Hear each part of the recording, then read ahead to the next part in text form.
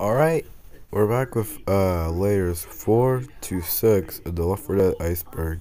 And I wanted to show you something that you probably didn't notice since not much people watch my channel.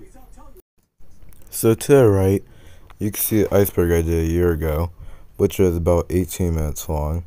And that was literally the whole iceberg somehow. Then to the left, you can see a re-explained version of the iceberg, or at least layers 1 to 3.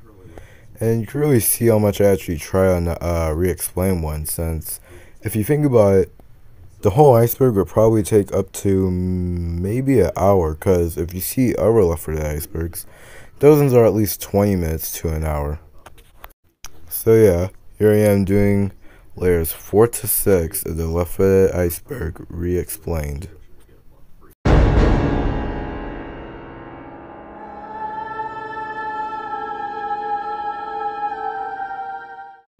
The passing secrets.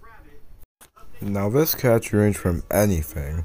So it could be, well, not flu, Bill's dead body near the elevator, or even just various random writings on the wall. A male witch. So we all know the depressed crying witch that we talked about earlier in the iceberg, right? Well, there's actually going to be a male witch that doesn't actually really have a name, so you kind of just have to refer to it as the male witch. Now you can't really find anything about the male witch because, well, there's not really much besides from concept art, and, well, yeah. So, all you can really do is just download some random Steam mod of the male witch. Cabin in the Woods. Cabin in the Woods is a 2011 horror/comedy film. Now you might be questioning, why is this on the iceberg? Well, I'll give you two reasons why. So the first reason why Cabin in the Woods is here is because there's at least 3/4 infected actually seeing these boxes in the end of the film, which, as you can see, there's the witch, the tank, and the boomer. The hunter is kinda seen, but it's not really easy to see since it kinda looks like some random zombie or just some random monster in general. And then the second reason the Cabin in the Woods is on this iceberg is because, well, there was gonna be a Left 4 Dead DLC based on it, but then it was removed, forgotten, and yeah. You can still search up things about it, but the map was gonna be in the facility of the map, or in the film, I guess you could say. Now, in my opinion, I wouldn't be about to see a tank punch some random guard that's trying to escape the, falling and crumbling facility. No Mercy Heist. So basically, in Payday 2 on the No Mercy map, if you go to one of the doors, one of the random doors in the hallway, if you look into it, you'll see someone crying, and then there'll be a witch jump scaring you, I guess. Only difference being in the witch in this photo is that she actually has black hair and her skin looks a little paler and a little more white. The cut Rochelle lines. Oh, Virgil better be watching. Well, shit. We're here, Crescent City. I'll tell you now, I'm not showing anyone my tits. It worked, God bless your bad taste in music, coach. Can anyone hear me? Can anyone hear me? Thanks, coach. Nick, he's talking to me. Hey, can you lower the bridge? And it's a date. You're kidding, right? Yeah, a little bit more hand sanitizer and we would be... Oh, you are gonna... Under the what now? We're here, Crescent City. I'll tell you now, I'm not showing anyone... Oh, thank God! I thought I was the last woman on Earth. Those are some cut Rochelle lines from Left 4 Dead 2. They weren't really used, but you can still kinda access them if you go into the server code. Fan comics. I already said this in the last layer, but there's fan comics of Left 4 Dead 1 and 2. And then, there's also survivors that are part of a dead army. This entry is referring to how in 2021 of August, the Zombie Army developers decided to add the Left 4 Dead survivors from Left 4 Dead into that game, with the only difference being the models were a little different and their voices weren't the same. They're just the main characters' voices from Zombie Army instead of Left 4 Dead. The Midnight Riders website. So if you never actually attempted searching it, the Midnight Riders actually has a website of the band, even though, it's fictional. Nick is a felon. So basically, this is a proven fact by Valve, but Nick is a convicted felon for some reason. It's not really shown why, but he's not legally allowed to own any guns. He actually says this in Dead Center when they go to the gun store. Plus, it says that Nick actually stole some fancy man's suit or coat, whatever you want to call that. Alright, so that was layer 4. So now we're moving on to layer 5.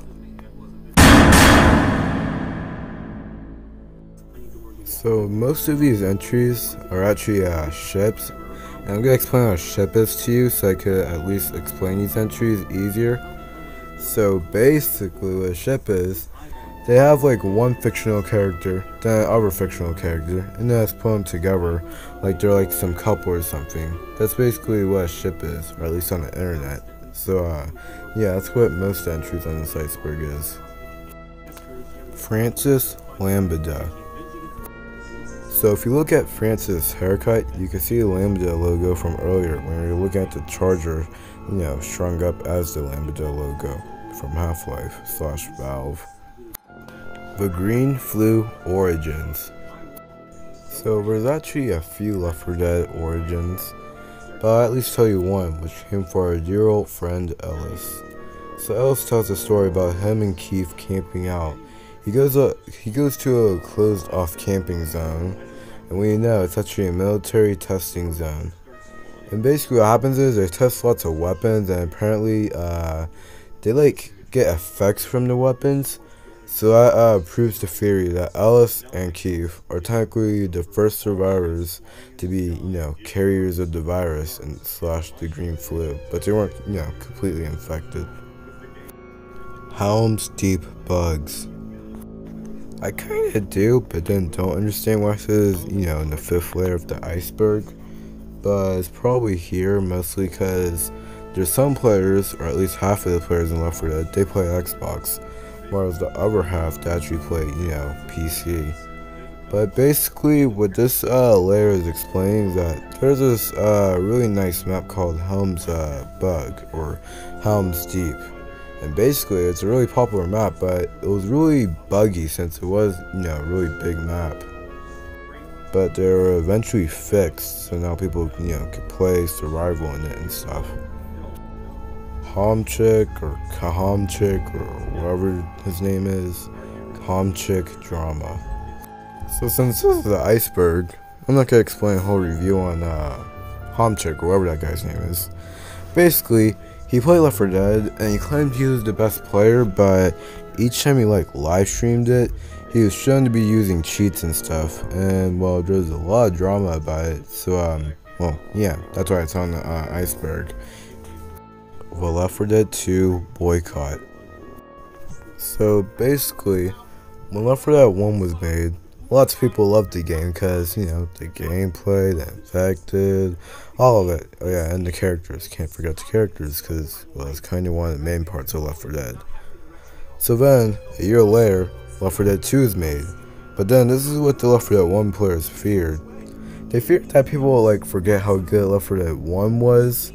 So, yeah, they kind of boycotted Left 4 Dead 2. But at the same time, if you think about it, when you buy Left 4 Dead 2, you could buy the DLCs for Left 4 Dead 1. So I don't think many people would really forget about it. Plus, there's lots of SFM animations of the Left 4 Dead 1 and 2 characters. So really, I don't think many people forget about it. But since it was back in the day in 2009 and 10, I guess there wasn't many SFM animations. Or there was, but they're, kinda small. Or just not many. The Witch in Real Life. So there's basically this photoshopped video of the witch like crying with, you know, sound effects that sound like the witch, but, you know, worse because of the camera. I'll show you a clip. So I couldn't really actually find the clip, mostly because, well, it was either removed or, well, yeah, just removed. So I guess we'll move on to the next entry. Cut Dark Carnival NPC. So there was a cut NPC in Dark Carnival, but there's not really much information about it. You can't really find much about the NPC. And then finally, there's Purple Francis. So, you see this? This is a 4, well, technically 5 paragraph like essay looking thing about someone who created Purple Francis. There's a lot about it, but it's really easy to search about it since you can really just go to like Vice or something, or just go to really any website and it'll show who like Purple Francis is and who created him. Alright, so that was 4 and 5 the layers of the iceberg. But I'm gonna change it up a little. So at the start of the video I said I was gonna do 4 or 6, but I'm gonna change that. So for this video, I'm gonna do layers 4 and 5 only in this video. Then the next video will be 6 and 7. Why is it like that? Well, mostly because when I was doing 4 to 6 layers, well, what ended up happening is that layer 7 would just kind of be alone, and I wouldn't really find a big point in just playing, you know, a 5-minute video for like some iceberg part. So what I'm gonna do is I'm just gonna, you know, upload 4 and 5 on this video, and then 6 and 7 will be the next video, and then yeah.